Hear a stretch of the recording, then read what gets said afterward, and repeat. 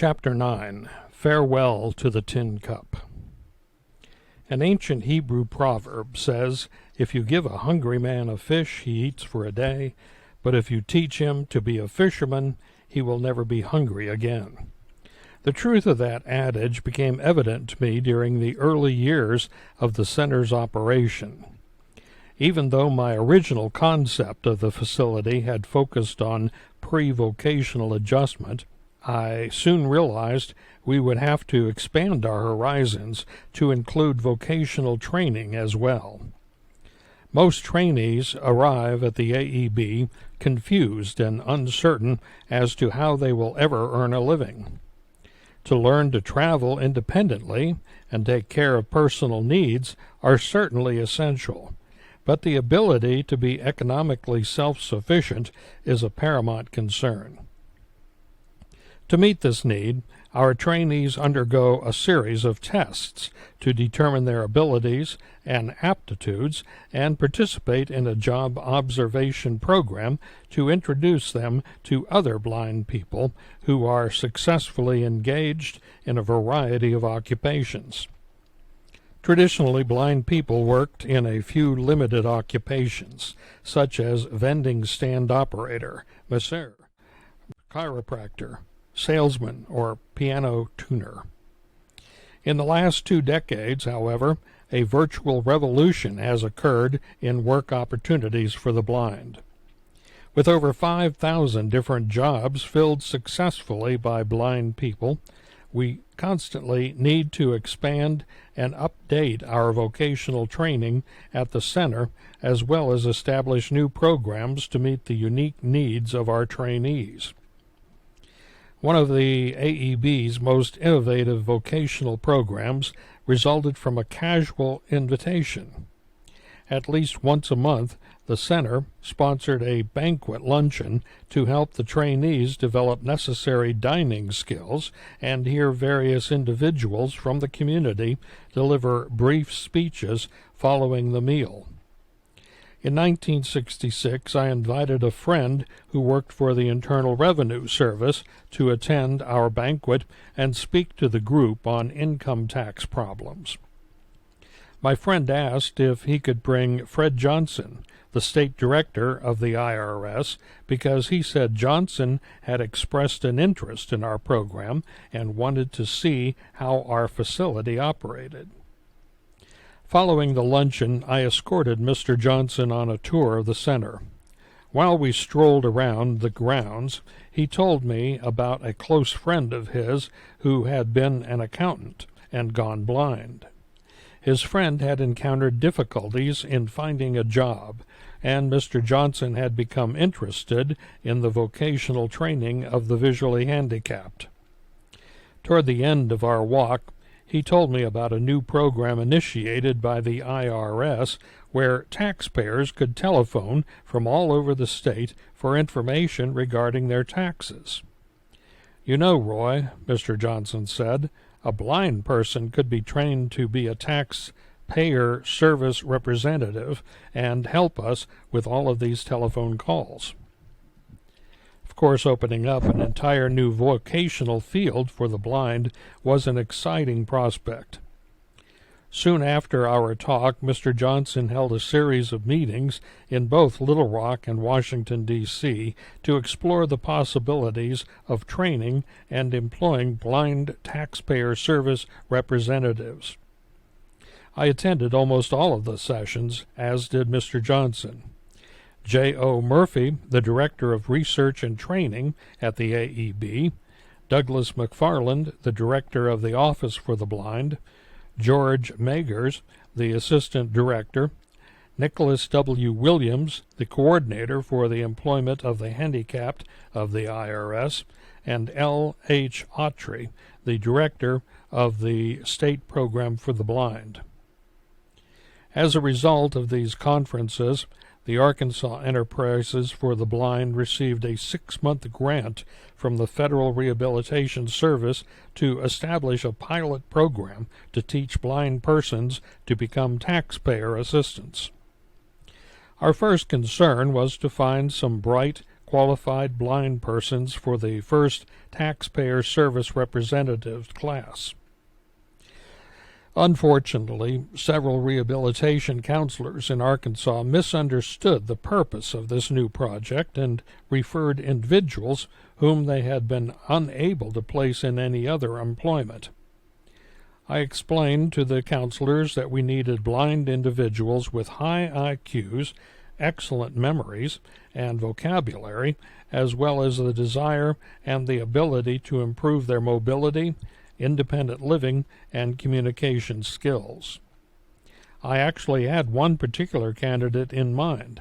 I felt Jack McSpadden would be a perfect pioneer to open this new avenue of employment for the blind. A native of Batesville, Jack lost the sight of his left eye after being struck with a baseball when he was in the 4th grade. 3 years later, he lost his right eye when a fence post rolled off a truck and hit him in the face. He had finished the school for the blind and earned a college degree before completing our vocational evaluation program at the center. Unable to find employment, he was referred by his rehabilitation counselor to our vocational evaluation program at the center. Toward the end of the evaluation process, I approached him about the new TSR program. Jack accepted the challenge and started the training program with 2 other individuals. One person dropped out early, and only Jack and a young lady completed the course. Fred Johnson quickly offered both graduates a temporary appointment with the local IRS office, but after 6 months of handling as many as 100 phone calls a day, only Jack qualified for permanent appointment with the Internal Revenue Service. The Department of Health, Education, and Welfare extended our grant for an additional 3 years, and we refined our course of study to include automatic data processing and role-playing sessions to augment the basic income tax information material. After 14 years, the program had become one of our strongest vocational training projects. Through the cooperation of the AEB, the Internal Revenue Service, the State Office for the Blind and Visually Impaired, and the federal government, 230 blind persons have graduated from the program and found employment in 59 different IRS offices. Leonard Robinson, in his autobiography Light at the Tunnel End, used a quotation from IRS Commissioner Johnny M. Waters, that reflected not only the success of our TSR classes, but also the extent to which the program became mutually beneficial to both blind people and the IRS. The success of our blind taxpayer service representatives is indeed a study in courage and achievement, Walters said. It is a fulfillment of a sort of American dream and proof that the Revenue Service does have a soul. As Americans entered the 1980s, a single technological instrument is revolutionizing the way we live, the way we work, the way we travel, and even the way we organize our leisure time. Only a brief quarter of a century ago, computers were regarded as the futuristic pipe dream of a handful of engineers and science fiction writers. Today, however, not only are computers considered a necessity by businesses of all sizes and complexities, but the era of computers for home use appears to be close at hand. This revolution has generated a series of exciting occupational opportunities for blind people. As early as 1963, the industry designed computers to produce printouts in Braille, and since that time, an increasing number of blind individuals have been trained to operate sophisticated computer equipment. Recognizing the enormous potential for the blind in the field of computer programming, I began investigating the possibility of making computer training part of our vocational program in 1973, and by the end of the decade, the AEB offered one of the largest and most comprehensive programs in the country to teach blind and visually impaired individuals to be computer programmers.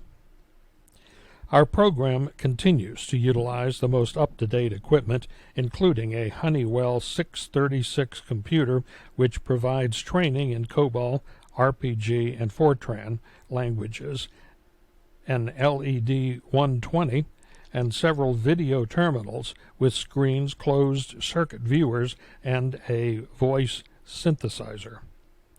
Despite rising unemployment, every individual who has completed our computer course has found a job. Recently, we were particularly proud of Becky Henry, who, after finishing our program, became the first totally blind computer programmer employed at Disney World in Florida. Everyone connected with the AEB has great hope that Becky's success will pave the way for future graduates of our computer training course to find jobs with private industry as well as with the government agencies.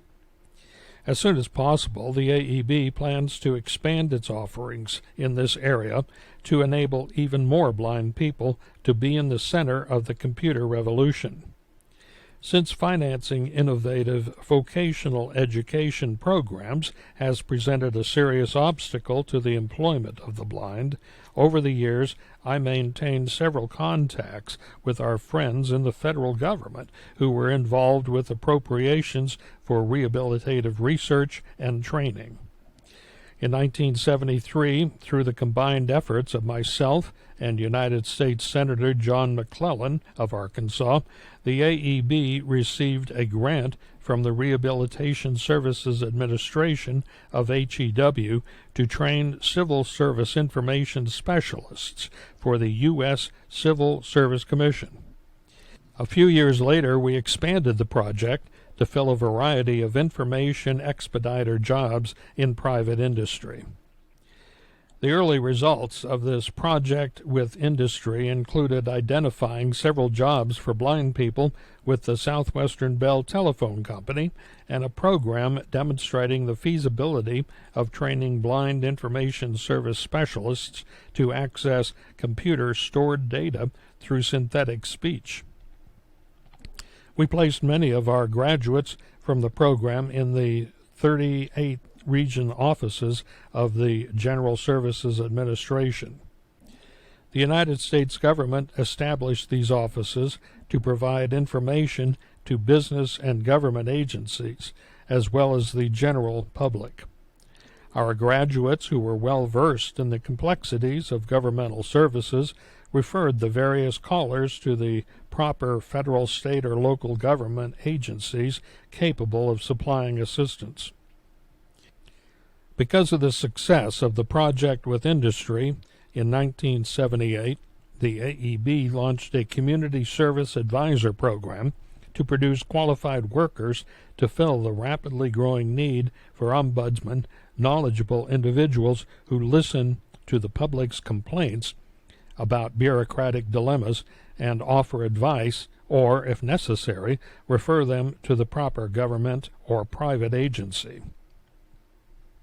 Our intensive community advisor course trained qualified blind persons in regulations for consumer protection, landlord-tenant relations, requirements for Social Security benefits, Medicare, Medicaid, and food stamps. While not all of the AEB vocational programs operate on such a large scale, each one is designed to expand the economic horizons of the blind people referred to the center by the Rehabilitation Agency. We want to impress upon our trainees that they are no longer occupationally restricted to the traditional blind trades. One example of this expansion of vocational education was our small business management training course that began in 1974. The course teaches blind persons the basics of good business practices such as inventory control, salesmanship, stocking and stock rotation, banking, insurance, tax codes, and bookkeeping.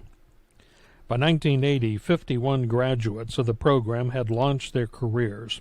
Although most of them work for the state-operated Business Enterprises program, a few have gone into business for themselves.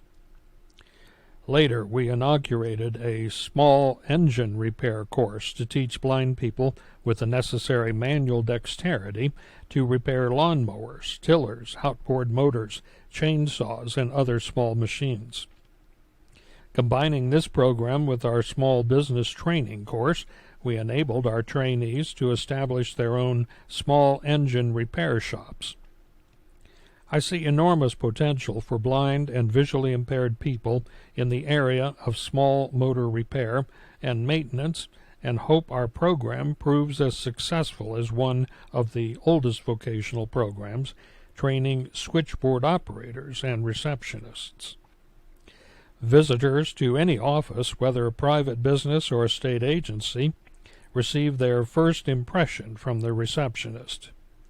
Telephone callers also receive their initial perception of a company from their experience with the switchboard operator. I always felt that blind people could compete with their sighted counterparts in this type of work, and consequently, in 1960 we instituted a training program in this area. By 1977, this project had led us to the threshold of a breakthrough in opportunities for the blind. That spring, Ann McDaniel, a 21-year-old graduate of the AEB's switchboard program, began training with the Bell Telephone Company for a job as a long-distance operator. Up until that time, a blind person had never been a long-distance operator anywhere in the country. In order to alter this situation, Ann used a special computer manufactured at the Massachusetts Institute of Technology in cooperation with the telephone company and the AEB. The machine cost over $50,000, which was paid for by a grant from the Project with Industry. I believed that the money on the experimental computer would be well invested if Ann succeeded, and thereby opened the door to jobs never before available to the blind. A long-distance console consisted of 82 buttons arranged in 8 rows. When a sighted operator received a call, red, yellow, or white lights flashed across the board, signaling the information the operator needed to successfully complete the call. The computer was plugged into the console, and the machine converted the information into a thin strip of pins that tickled Ann's fingers, telling her in Braille what she needed to know. If the caller had dialed 0, or wanted to call station to station, or person to person, or wanted to call collect or use a credit card. I had great confidence in Ann's ability to become a long-distance operator. Blind since birth, she had attended the State School for the Blind in Louisiana, but had transferred to public school, where she had demonstrated her academic ability. She came to the AEB in 1974, and upon completion of her training, accepted a position as a switchboard operator at Southwestern Bell in Little Rock. On June 7, 1977, my faith in Ann McDaniel was rewarded when she became the first blind long-distance operator in the Bell system. That day generated considerable excitement at both the phone company and the AEB. I had worked closely with the Rehabilitation Services Administration, and their statisticians estimated that between 200 and 300 blind people could work as telephone operators throughout the United States if they had access to the experimental computer Ann used.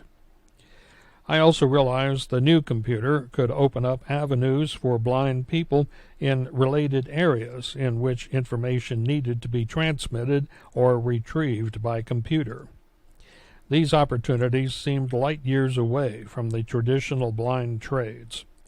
Ann McDaniel's success multiplied the chances for other blind people to become an active part of the technological revolution, and I wanted the AEB to remain in the forefront of developing these new advances. In the next few years, we expanded our programs to develop technologically based clerical skills. For example, we started a medical transcriptionist course that included the study of medical terminology, anatomy, and physiology, and the organization and preparation of medical reports. Word processing also became an important part of our curricula. Our instructors have access to a wide variety of up-to-date machines, such as an IBM System 6 and an IBM Audio typing unit, to keep our trainees competitive in the open job market. Through progress in technology, generous government funding, and our own initiative, we have tried to make the AEB in Little Rock one of the best vocational education facilities for the adult blind in the country. Recognizing the enormous potential of technology in opening new occupational opportunities for the blind, we have tried to be a leader in creating innovative training programs. Our ultimate goal is to relegate the image of the blind beggar to a long ago past, say farewell to his tin cup, and produce a group of highly skilled blind employees who will assume responsible positions in both government and private industry. Over the past 3 decades, vocational training has been only one area in which we have expanded the services offered by the center. From the time of my youth in Ironton, I recognized the necessity of change. Institutions that refuse to change wither away. Thus, we have continuously added new programs to our core of orientation and mobility, daily living techniques, communication skills, and social and recreational activities. For example, in 1962, we opened an optical aids clinic to help people with low vision utilize their limited sight. A $6,000 grant from the Office of Vocational Rehabilitation and the Arkansas Rehabilitation Service furnished our initial equipment, and for almost 20 years the clinic has provided eye examinations and dispensed low vision aids such as magnifiers and bifocals to over 300 people annually. In order to aid the largest number of blind people possible over the years, the AEB added a series of training courses and institutes for rehabilitation counselors and home teachers. I have long been an advocate of professional training for workers in the field and have supported stronger accreditation standards, intern programs, and beneficial in-service training.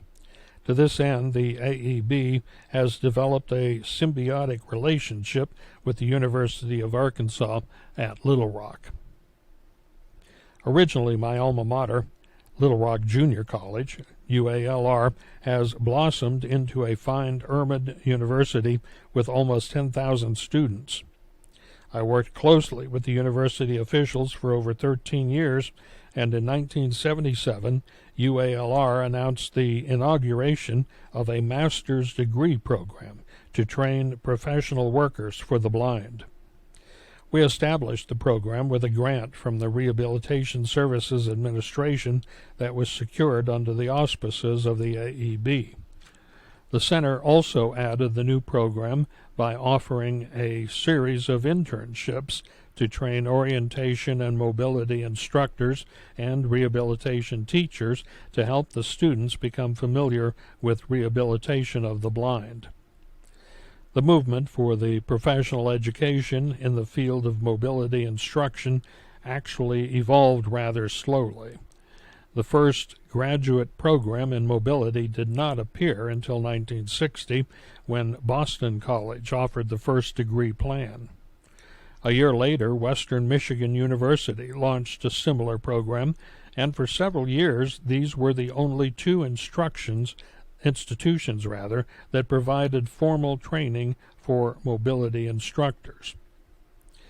While overall I certainly favor educational programs like the ones offered at Boston College, Western Michigan, UALR, and other schools, there are some inherent dangers in over-specializing orientation and mobility instructors. One of these problems became clear to me after the National Accreditation Organization, over my objection, stipulated that a person must have 20/20 vision in order to be a mobility instructor.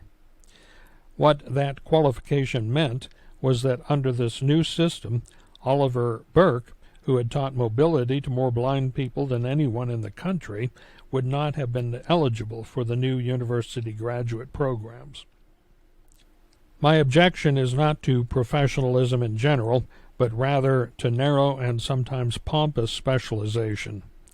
Even the new terminology in the field seems designed to make what we do sound excessively complicated. The professionals rejected terms like mobility technician or mobility specialist, and instead adopted the name parapathologist, a derivative of parapathology, which literally means the science of walking around. Such barriers of standards and jargon do little to improve our basic goal of serving the blind. At the AEB, I have always followed the philosophy that we are a trainee-centered institution. Our only purpose is to serve blind clients. I always shudder when I come in contact with staff-oriented programs where scheduling and other decisions are reached with the convenience of professional staff as the highest priority. My reservations concerning professionalism in the field are matched by my concern in another area that affects the work for the blind: mainstreaming, or placing blind children in a regular school situation. I have many friends on both sides of this issue and recognize the validity each of their arguments. My friends who favor separate residential schools argue that blind children in public schools are never really accepted by their sighted classmates, and that public school teachers lack the training to work with blind children and tend to either spend too much or too little time with them.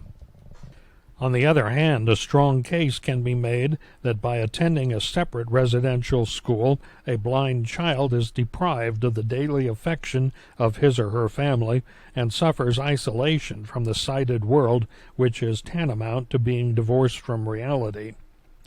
Frankly, I used to be a strong advocate of mainstreaming. Over the last few years, however, I have had some second thoughts on the matter. With the passage of recent laws, PL 94142, and mainstreaming handicapped children into regular classroom situations, I have begun to wonder if perhaps expectations are being raised too high. Most public schools lack proper equipment and specially trained teachers to meet the needs of blind children. Most teachers still have a tendency to regard any minor academic accomplishment by a blind child as a major educational breakthrough, and sighted classmates still regard blind children as different, making little effort to include them in school activities. More and more, however, the parents of blind children expect the public schools to take complete charge of the training and preparation of their child to function in a sighted world. The public schools are simply not equipped to accomplish this task. While I recognize that there are no right answers for every blind child, I do believe we need to approach the mainstreaming of blind young people with a healthy skepticism. Also, with the improvement of residential schools in terms of facilities, staff, and instruction, the parents of blind children now have more of a choice as to which type of school will best meet the educational needs of their child. While issues like mainstreaming and professional education are a source of endless debate among my colleagues in the field, medical advances designed to restore sight are universally applauded. Some of my happiest moments in my 40 years of working for the blind have concerned my involvement in efforts to facilitate sight restoration. On a chilling pre-dawn morning in January 1979, a transportation network swung into action from its base in Little Rock. Under a police escort, 2 men in an ambulance whisked a small styrofoam box through the fog to the airport across town.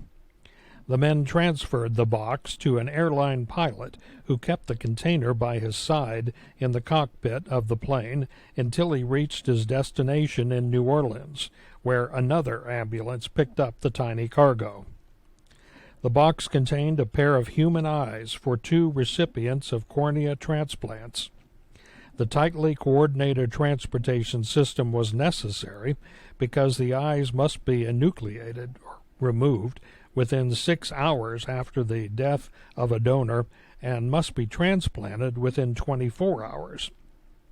The cornea is the transplant tissue which covers the iris, and only one cornea transplant, whole eyeballs are not transplanted, is allowed a recipient at any one time because eyes are extremely scarce.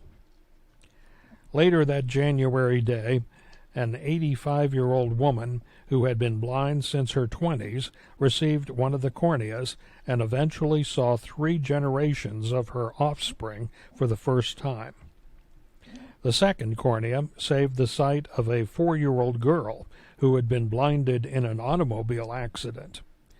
Both corneas were provided by the Arkansas Eye and Kidney Bank, a sight conservation project of the state's Lions Clubs. Like my connection with the AEB, I became involved in the early inception of the eye bank. I had always been as concerned with the prevention of blindness as about the rehabilitation of the permanently blind because I knew that, had there been a decent sight conservation program when I first experienced trouble with my own eyes, I would never have been blind. Obviously, the best rehabilitation is the restoration of sight. Although cornea transplants had been available in other areas for some time, Arkansas had never had a transplant program until Dr. Fritz Fraunfelder became the chairman of the ophthalmology department at the University of Arkansas Medical Center in Little Rock. The medical facility also employed a young doctor named Pat Flanagan, who had been having some success with kidney transplants. In the early 1970s, the 2 doctors influenced Harlan Lane, a local banker, to raise enough money to create the Tissue and Organ Foundation of Arkansas. Because of my work at the AEB, Lane invited me to serve on the board of the new foundation. At one of our early meetings, a member of the board indicated he had visited several eye banks in the other states, and they all seemed to be sponsored by the local Lions Clubs. Several of our members then suggested the Arkansas Lions Clubs might be a logical sponsor for the eye bank in our state. I approached the Lions State Committee for Sight Conservation with the proposal, and after considerable debate, the committee recommended that the Lions adopt the eye bank as a statewide project in coordination with the medical center. A few months later, the Lions State Convention adopted the idea, and the Eye and Kidney Bank became the Arkansas Lions' second statewide project. The Lions' role in the eye bank has been to publicize its activities and influence the public to will eyes and kidneys to the foundation. The Lions have also promoted legislation to create an easier method for an individual to will parts of his body to be used for medical purposes after the donor's death. This legislation includes a place on all Arkansas driver's licenses where a person can indicate his wishes in this regard, and a donor card, which, in case of an automobile or other accident, can be used to ensure that eyes or kidneys will be left to the Eye and Kidney Bank. One of the advantages the foundation has brought to Arkansas has been participation in a nationwide eye bank network. If an eye is donated in Little Rock and we do not have an immediate applicant, but a donor in Kansas City or Baltimore or New Orleans is requesting one, the eye can be shipped immediately to aid a needy recipient. For several years, the Foundation's board always met at the AEB, and at one point several members recommended me as the new president of the board. I suggested we should nominate one of our lay leaders, and as a result, Herman West, a member of the Lions International Board, became president, while I agreed to assume the position of treasurer of the Tissue Foundation Board. At first, our staff at the center kept the records for the EKB and aided in the administration of the program. Eventually, the Lions began raising around $40,000 annually to support the project. The expense of the program caused several people to ask me if I thought the Lions could afford two statewide endeavors. I strongly believed they could, and regarded both the eye bank and the rehabilitation center as important components in the state's efforts to aid the blind. A few years ago, I withdrew from active participation in the eye bank program to allow more people to become involved in the Lions' work for the blind. In my opinion, between the EKB and the AEB, the Lions of Arkansas have devoted themselves to a consistent theme of helping the visually handicapped and have earned the title of Knights of the Blind. As late as 1966, Reader's Digest carried an advertisement by the Better Vision Institute showing a blind man walking down a street with a white cane in one hand and a tin cup in the other hand. A sign on his back read, "My days are darker than your nights." Like most of my colleagues in the field, I found the ad offensive and appalling because of its message that blind people cannot be independent and are forever lost in a world of darkness.